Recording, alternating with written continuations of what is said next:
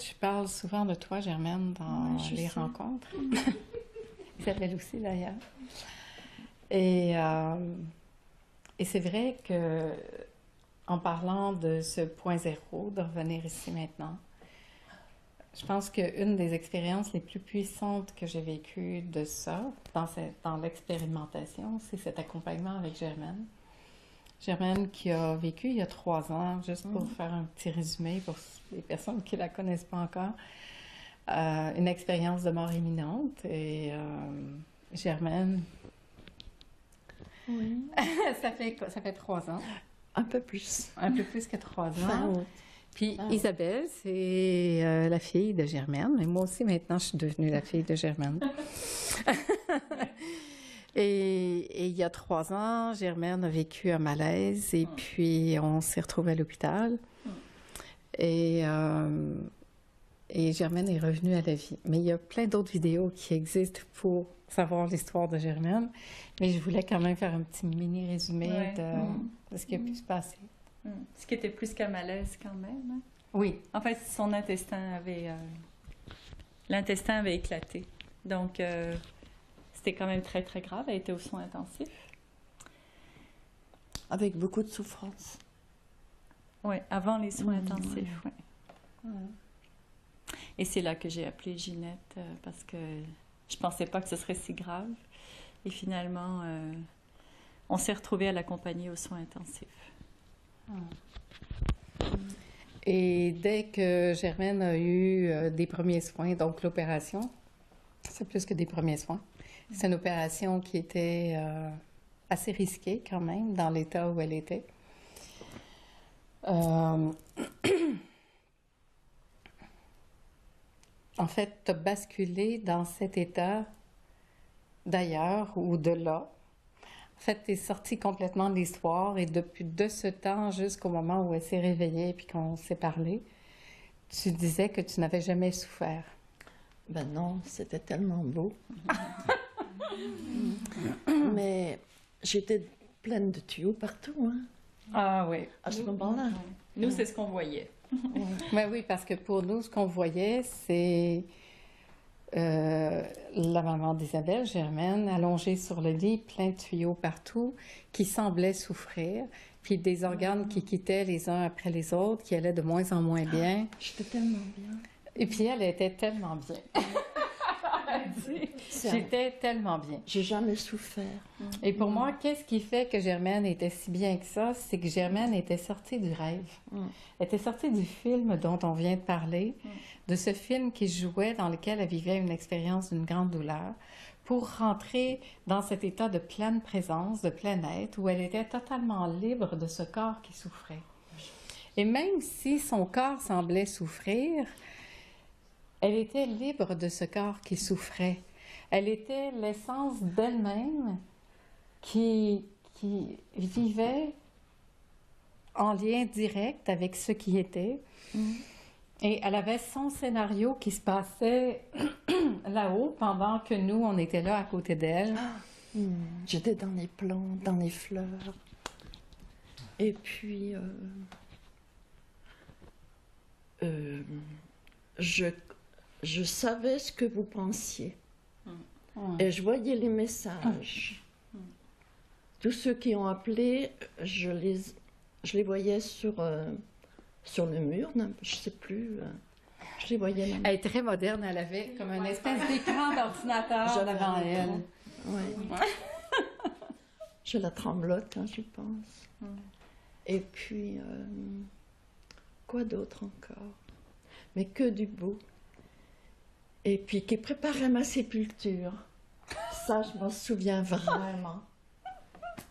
Et vous parliez jamais à côté de moi, il paraît. Hein? Non. Ah non. Et je voyais des roses dans mon cercueil. Puis je voulais être bien, je voulais mes dents, je voulais être belle. C'est incroyable. Coquette jusqu'au bout. Mais c'est vraiment... C'est très vaste. Hein. Mais pour nous, être à côté de Germaine à ce moment-là, c'était un pur délice. Parce qu'en fait, on avait quand même une entente entre nous, qu'on était à côté de Germaine dans cet espace, sans attente et sans rien, sans intention particulière. On n'était pas à côté de Germaine dans des histoires, des drames, un désir qu'elle se sorte de cette histoire-là, il n'y avait rien. Quand on était avec elle, on était assis à côté d'elle dans cet espace d'amour, de liberté. On mettait des petites huiles essentielles, on la chouchoutait. En fait, j'étais dans l'amour. Hein? Ah ouais. C'est ça. C'est ça, l'accompagnement. Mais ça se sentait parce que nous, on y allait, puis on se disait, moi, des fois, j'y allais, puis je me disais, je vais juste rester 2-3 heures. Mais j'étais jamais capable de quitter la pièce. On n'avait pas envie de la quitter. On n'avait pas envie de partir de là. Parce que c'était bon. Parce que même s'il semblait avoir un corps souffrant avec des organes qui se dégradaient, il y avait cet espace d'amour qui sentait bon. Hein?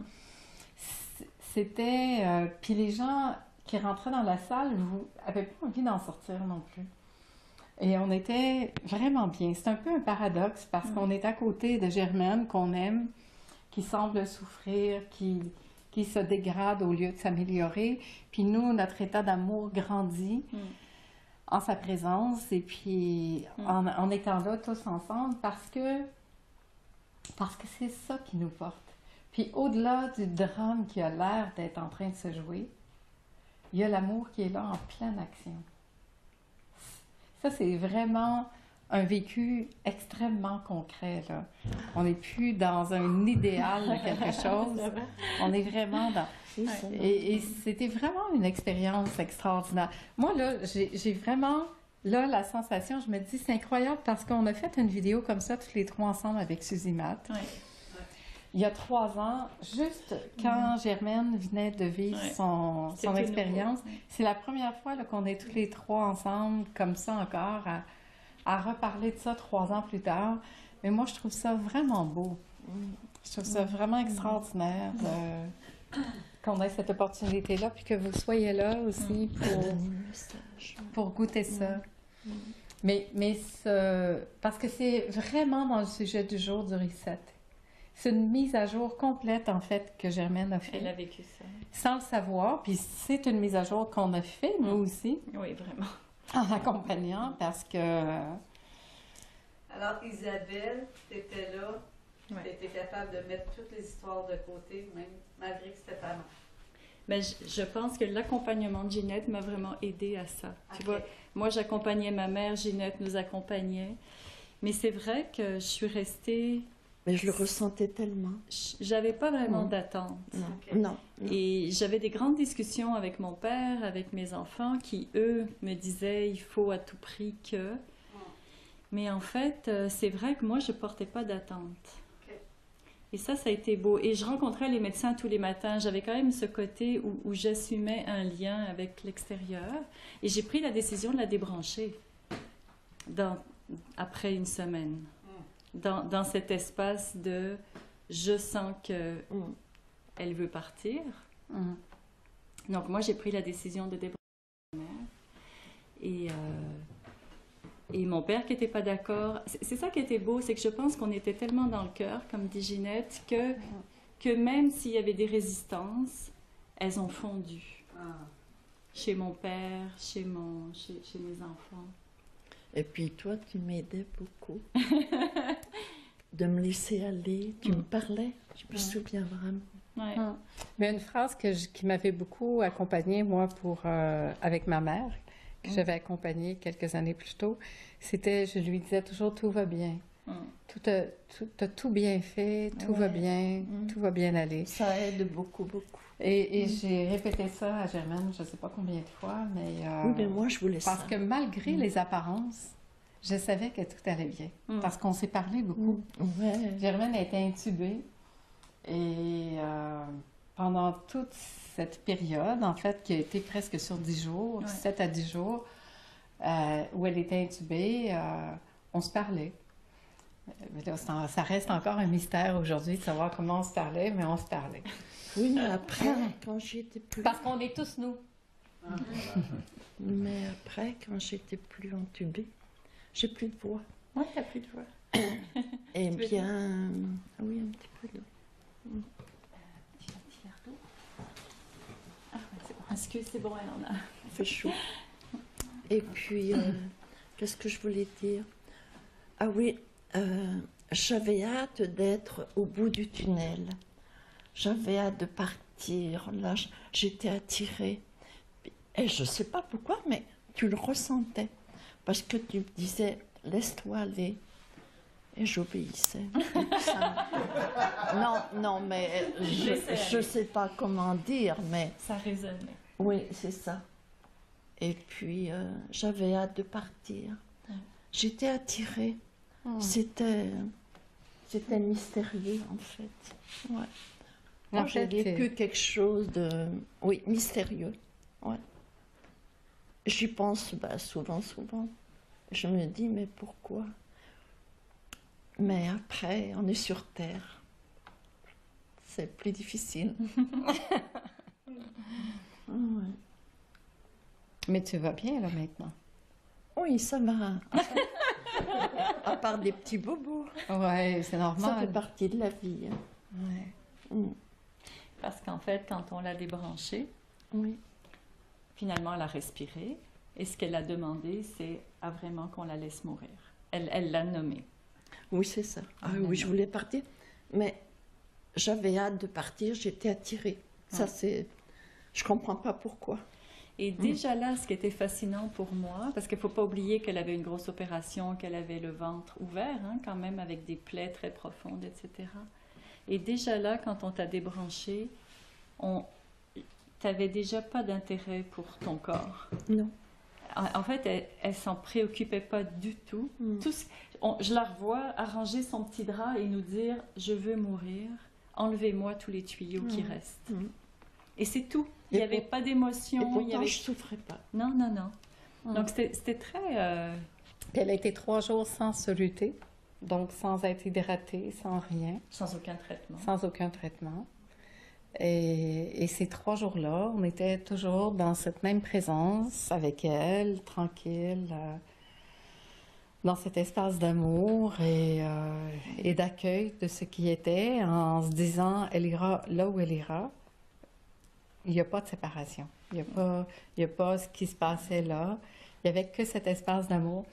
Et pour Germaine, ça s'est passé parce que c'est selon sa croyance à elle, le moment où le prêtre est venu pour lui donner l'extrême-onction. Ça, c'était un très gros moment. Ah oui. On voit juste dans son visage. Ça, c'était le plus beau. Oui, ça, c'était le plus beau. Hein? Oh là là, c'est fou. C'est fou. Là, c'était vraiment, la porte est ouverte, tu peux monter. Oh là là, je suis heureuse. C'est curieux quand même. Mais parfois, j'aime pas trop répéter. J'aime pas trop répéter quand même. Oui, mais t'es pas obligée. Parce que je suis pas obligée. Non, les gens peuvent lire le livre ou Ouais, regarder c'est les autres vidéos. Parce que Mais il y en a qui doivent se dire, mais elle est folle. Ben non, parce que t'es pas toute seule à avoir vécu une expérience comme ça déjà. Non, mais je suis sûre. Et puis, dans ce qu'on parle là, on est dans une journée où on parle du reset, de cette mise à jour, d'être là, ici, maintenant, qu'on est tous nous, qu'on n'est pas séparés, ben c'est tout à fait ça. Il y a pas de séparation. Germaine, elle savait tout ce qu'on faisait, tout ce qui s'était passé, les gens qui passaient, même ses frères et sœurs qui vivent en France. Elle était liée avec eux, avec son ordinateur, elle pouvait leur écrire. Oui, ils étaient là. Ils étaient là. Il n'y a pas de séparation. Il n'y a pas de séparation. Et elle était libre de ce corps, donc, dans cet espace où les derniers jours, après que le prêtre soit venu, moi, je la voyais des fois, elle faisait ça. Je savais pas c'était quoi, mais finalement, elle se promenait. Il y avait tellement de fleurs qu'il fallait qu'elle les bouge comme ça pour avancer. Ce qu'elle nous disait, j'étais dans les... C'est beau, hein? Et c'est vrai qu'elle nous a tout raconté, ce qu'on portait dans nos cœurs pendant cette période-là. Elle savait exactement qui était triste, qui était bien. Tout. Ouais. Et la mémoire, le souvenir est resté intact. Ah, mais je l'ai toujours. Et moi, l'expérience la plus grande là-dedans, puis ce qui m'a fait vraiment comme intégrer ce que je vis là et ce que je partage, c'est vraiment le fait que d'avoir vu et expérimenté, parce que moi aussi, tu sais, comme toi tout à l'heure, tu disais, je le sais, je connais tout ça, mais quand on le vit profondément, c'est là que ça se passe. Mais là, je voyais ça, j'étais là, je voyais comment j'étais bien. Demandez-moi même pas qu'est-ce qui s'est passé avec ma vie à côté. Je pourrais même pas l'expliquer maintenant encore. Parce que je sais pas ce que j'ai fait de mes activités, de mes... T'étais pas mal toujours à l'hôpital. Parce que j'étais là. Mais il y avait même pas de question, est-ce que je dois être là ou pas, ou... Parce que ça allait là. Ça faisait ça. Ça faisait ce que ça avait à faire. Parce que c'était le temps de le faire. Mais c'était, en fait, le résumé pour moi, c'est la capacité de voir Germaine, pas la capacité, mais ce qui m'a le plus touchée, mais profondément touchée, c'est de voir à quel point Germaine pouvait faire des retournements d'un état de grand malaise physique à la plénitude totale.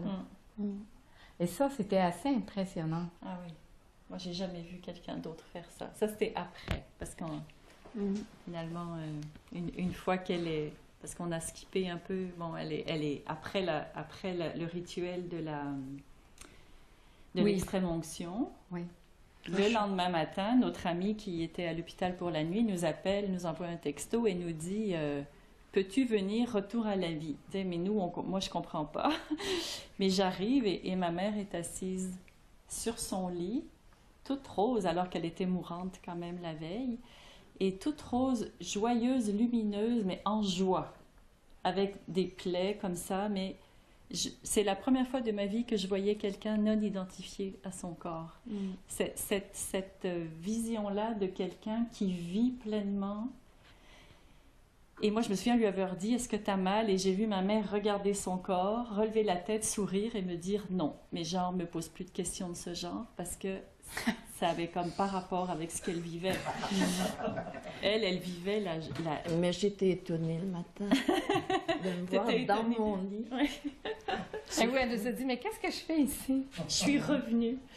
Oui, ça c'est quelque chose. Puis elle était toute belle, toutes les petites joues roses. Elle était grise la veille. Pourtant, le taux de saturation d'oxygène et tout, il n'y a rien qui allait, là.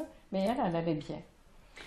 Elle était assise dans son lit, toute fraîche, toute... ça, c'est assez étonnant quand même. Quand tu accompagnes quelqu'un vers la fin de vie, que tu arrives et que tu la vois assise dans son lit à parler, là... L'espace d'un instant, quand même, on se dit, elle est peut-être revenue juste pour quelques heures, parce que souvent, les personnes qui sont pour mourir font ça, reviennent et repartent après, viennent passer un petit moment. Mais ça a duré 3 jours. Voilà, parler et parler. Oui. Puis là, dire, je suis un peu fatiguée, je vais me reposer. Puis là, elle faisait ça. Ça prenait 3 secondes, puis elle dit « Oui, mais ça... » Il faut que je vous raconte ce que j'ai vécu. Donc, elle racontait son histoire. Mais il fallait que je raconte. Hein. Ça, j'ai entendu. Bon, mais aussi, je voulais que tu l'écrives. Oui. Parce que moi, je voulais pas... Elle me dit « Tu vas écrire un livre. » Parce que je voulais pas... je voulais pas trop en parler parce que c'était trop grand. Je savais pas comment l'aborder, ce thème, cet espace-là. Puis ton premier message que tu voulais laisser, c'était quoi, donc? Dis-moi. Tu voulais raconter, tu voulais dire qu'il y avait tant de joie. Ah ben oui, ben là, oui. Ah, j'étais tellement bien là-haut. C'était lumineux, c'était vraiment beau. Je vois toujours cet espace-là. Tellement beau.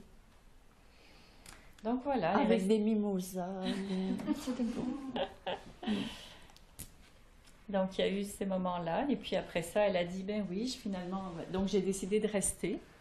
Donc là, le médecin... Pas moi, mais... Ben, en fait, après, le médecin t'a posé la question. Ah, est-ce que vous restez? Tu as dit oui. J'ai dit oui. Mais t'as dit, il semblerait que je vais rester. Ouais. Mais elle était très différente de la mère que je connaissais, donc c'était très, très bouleversant pour moi. C'est comme si cette attitude qui était elle était vraiment dans une grande présence et aucune anxiété. Aucune anxiété par rapport à la maladie qui était extrêmement grave quand même. Elle était en septicémie majeure. Donc voilà, finalement, elle a accepté qu'on lui fasse des antibiotiques intraveineux. Mais elle s'en foutait quand même. Elle disait, ben, si vous voulez, mais il n'y avait aucun attachement à ça. D'ailleurs, je n'ai pas terminé. Non. D'ailleurs. Elle les a pris à l'hôpital, mais quand elle est rentrée à la maison... Elle a vu les comprimés, elle a dit, ah non, je ne prends pas ça. Donc, c'est pour en arriver au fameux retournement, c'est ça, c'est que quand on est revenu à la maison, là, comme la réadaptation dans le corps n'était pas simple, n'était pas toujours facile. Il y avait des grands moments de grande douleur.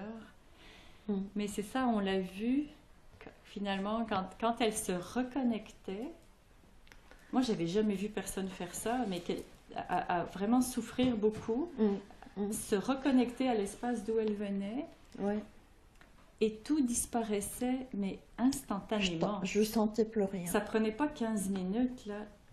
Elle revenait dans la joie. C'était juste extraordinaire de voir quelqu'un faire ça. Et là, pour moi, c'était vraiment d'une grande richesse parce que là, elle n'était pas...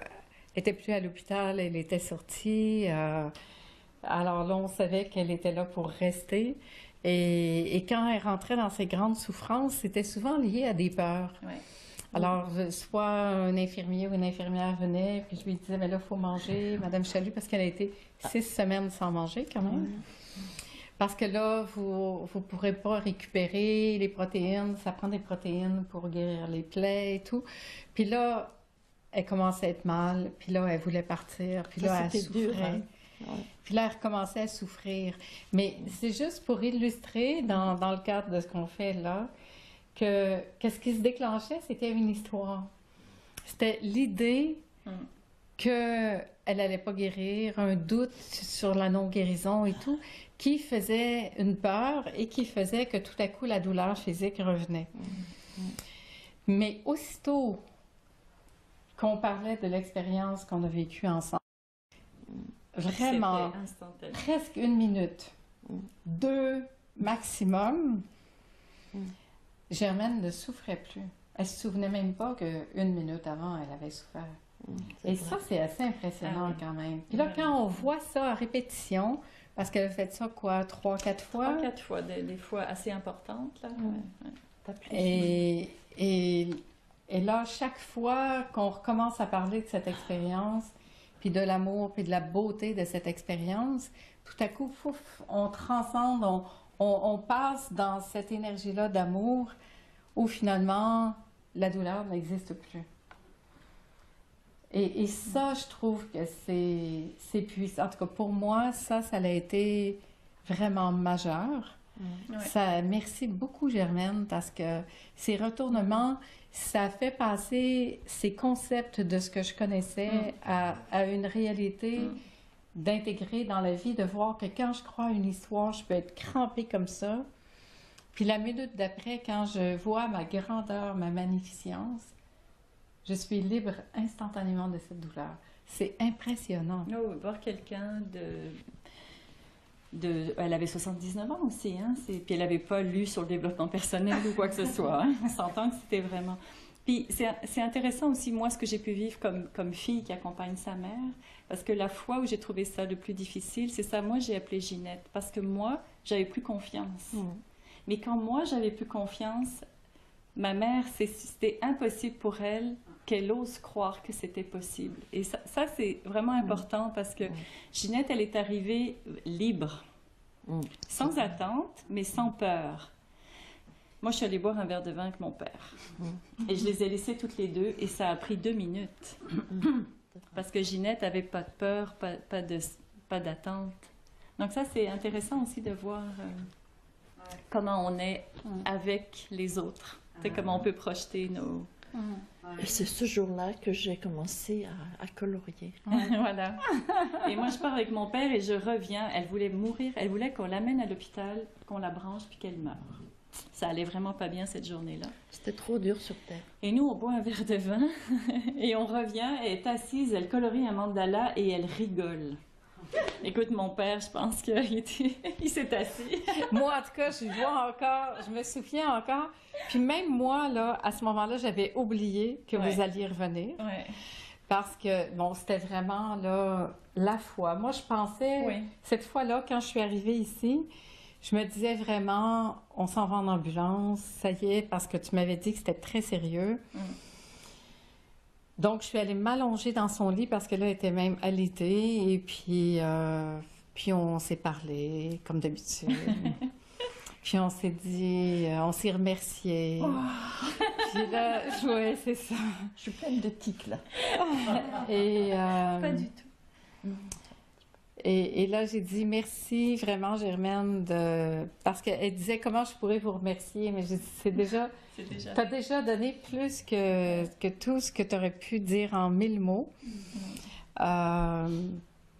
C'est déjà complet, c'est l'expérience la plus riche, la plus puissante que j'ai jamais vécue de toute ma vie.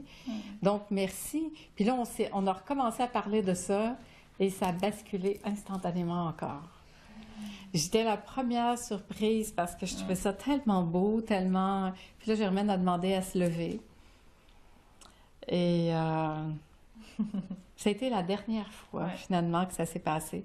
Puis finalement, on s'est assis à la table de cuisine. Et là, ça faisait 10 minutes, peut-être. Puis là, j'ai proposé des livres un livre à colorier, des crayons, parce qu'elle me disait qu'elle avait hâte de peindre ce qu'elle avait vu. Mais c'est un peu un gros projet. On va commencer par des crayons de couleur, peut-être dessiner. Et puis là, on rigolait, mais moi, j'ai oublié qu'eux allaient arriver aussi. Là, j'ai entendu la porte ouvrir en bas. Puis là, je me suis retournée, mais jamais j'oublierai leur visage. On était surpris. Donc, et c'est vrai qu'après, elle n'a jamais rebasculé dans des états de grande douleur.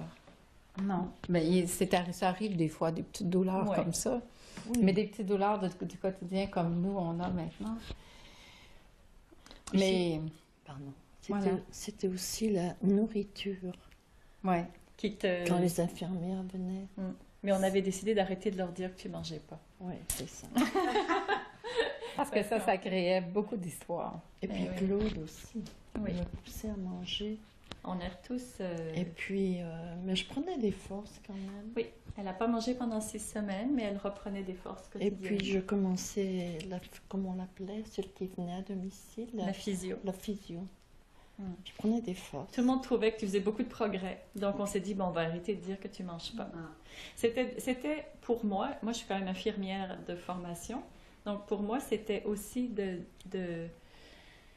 défaire toutes mes croyances, de laisser aller toutes mes croyances et de dire, voilà ce qui est en train de se vivre devant mes yeux.